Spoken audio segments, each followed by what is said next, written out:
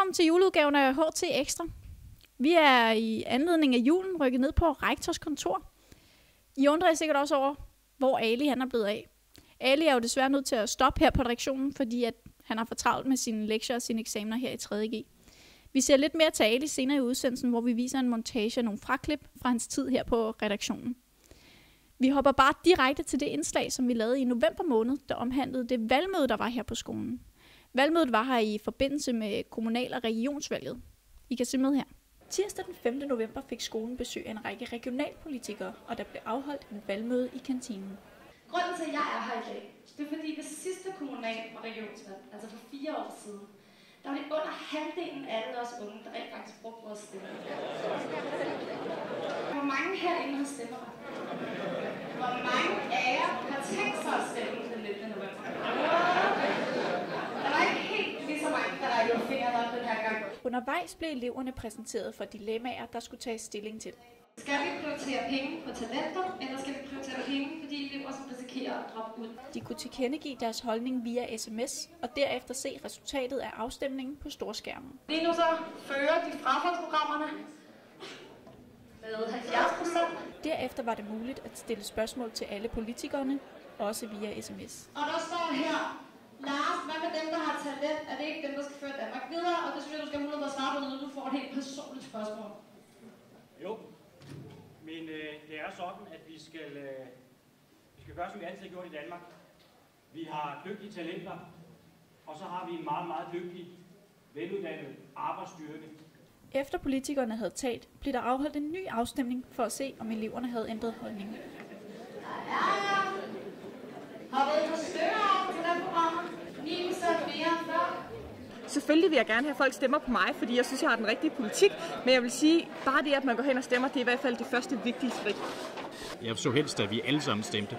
Og jeg synes, det er lidt trist, når jeg møder folk på gaden, som siger, at jeg gider ikke at stemme. Fordi det handler om, at vi alle sammen skal deltage. Om man så stemmer på Enhedslisten, eller om man stemmer på Dansk Folkeparti, det er for min skyld ikke det vigtigste. Har du fået noget ud af valgmødet i dag? Ja, det synes jeg bestemt. Informativt. Jeg har fået rigtig meget ud af den, et bedre indblik i, hvad politikerne mener omkring vores hverdag herude på skolen, men også generelt, hvad de mener omkring regionen og hvad der skal gøres ved det. Jeg har faktisk også fået en del andre holdninger til nogle forskellige ting her, hvilket jeg ikke havde regnet med, at jeg ville gå frem med i dag. Ja, værsgo, 2 stemmesedler og hen og stemme. Ikke, ja. Der blev på skolen opstillet en valgbus, hvor eleverne havde mulighed for at gå ind og brevstemme. Det blev der gjort i håb om, at flere unge ville deltage i årets valg. Så sker der det, vi sender den til Frederiksberg Kommune, ikke? Okay. Så har du klaret det. Faktisk var valgdeltagelsen højere til kommunal- og regionsvalget i år, end det var til kommunal- og regionsvalget i år 2009. En anden ting, vi har brugt tiden på her på redaktionen, det er at undersøge lidt om 5. modul. 5. modul, det er jo en ny ting, der er blevet indført her i år. Men gavner 5. modul overhovedet? Bliver tiden brugt fornuftigt, eller er det bare spild af tid?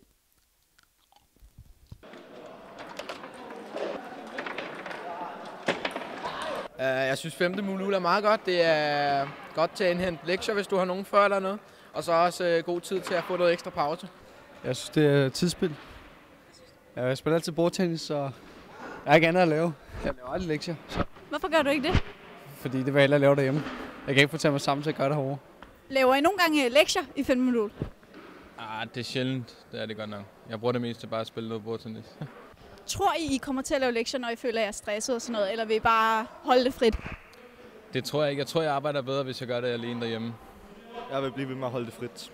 Ja, jeg kommer ikke til at få lavet lektier. Det er dog ikke alle elever, der bare bruger 5. modul til fis og ballade. Nogle elever tager masterclasses for at forbedre sig og forberede sig til forskellige konkurrencer, blandt andet biologi-OL. Tror du, de der 5. modulstimer har hjulpet i år? Ja, det synes jeg helt bestemt. Måske ikke helt i relation til prøven, men jeg synes, jeg har fået en masse ud af dem. Var det ikke noget med, at du automatisk kom videre i år? Jo, jeg er gået videre i år. Igen. Hvad ser du frem til i år? Jeg ser frem til... Jeg håber, jeg går videre fra semifinalen til finalerunden, fordi så får man en hel masse vildt lækker undervisning og en hel masse kurser, som man ikke kommer til her. Og det lyder måske lidt makabert, men sidste år så vi en dissektion af en odder, og det var super spændende. Faktisk er der 2 elever i år, der er gået videre til semifinalerne i biologi-OL. Den ene, det var Julius, som vi så på indslaget. Og den anden, det er faktisk Signe, der står her og hygger sig bag kameraet. Skide godt. Tillykke til jer. Vi må straks til noget, der er lidt sørgeligt, men vi prøver at få det bedste ud af det. Som sagt, så er Ali jo stoppet på redaktionen. Og i den anledning, der har vi lavet en lille montage af nogle fraklip, vi har fået med ham gennem tiderne på redaktionen. Der er blandt andet Alis første gang foran kameraet.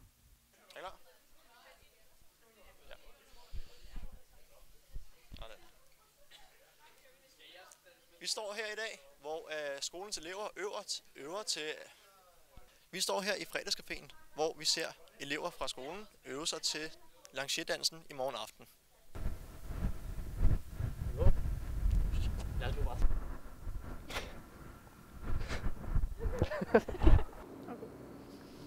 Velkommen til HT Extra, et nyt nyhedsmagasin her.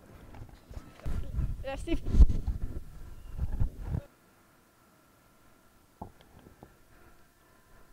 Velkommen til HT... Nej, det var alt for sent. Velkommen til HT Extra, et nyt nyhedsmagasin. Velkommen til augustudgaven af HT Extra. Hvad? Var det mig allerede? Er det mig, der skal starte? For de skulle nemlig tilbage til skolen og lave en masse andre grænseoverskridende aktiviteter. En fake. Jamen, første gang troede jo rigtig nok, at de skulle hjem til mors mad. Det skulle de så ikke helt. Hvorfor det? Og det skulle de jo ikke, fordi at de... Nej, hvorfor holder de der lange pauser?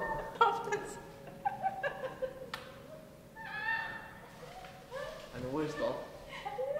Ugen efter tog de på kanotur, hvor de fik sat deres smagsløg og vaner på prøve. Det var så en pause. Jamen, så kan vi sige velkommen til septemberudgaven af HT Extra. Okay. I den her måned har vi fulgt kebabmandens mission. Der er også en 30 sekunders sammenklippet film fra jeres studietur.